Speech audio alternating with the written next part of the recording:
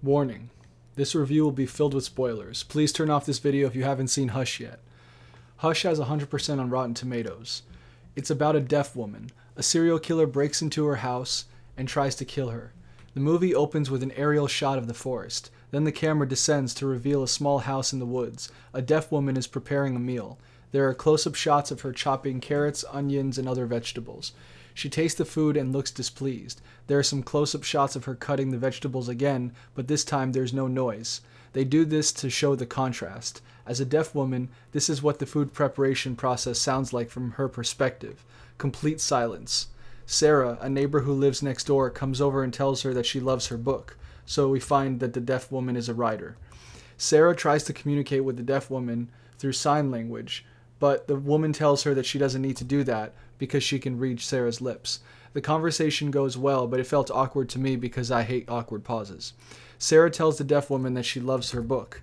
The deaf woman lets Sarah borrow the book to read it and give feedback. Sarah uses sign language to tell Sarah she's a great storyteller, but Sarah mistakes the sign for storytelling with the sign for kissing. When the deaf woman corrects her, Sarah says, "Well, I'm sure you're also a great kisser." Nice save. Then the fire alarm in the house goes off. They run inside and the deaf woman, played by Kate Siegel, turns it off. It was an insanely loud alarm because she needs to be able to feel its vibrations because she can't hear it. Hush was a good movie.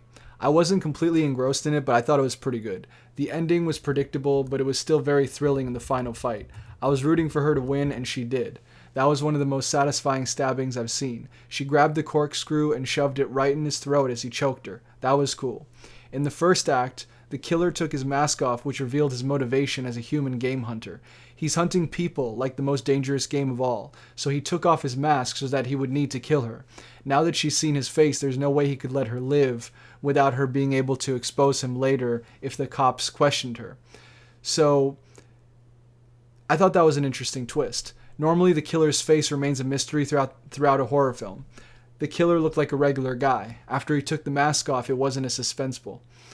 When Sarah's boyfriend showed up in the second half of the movie, Maddie made a mistake. Maddie's the main character.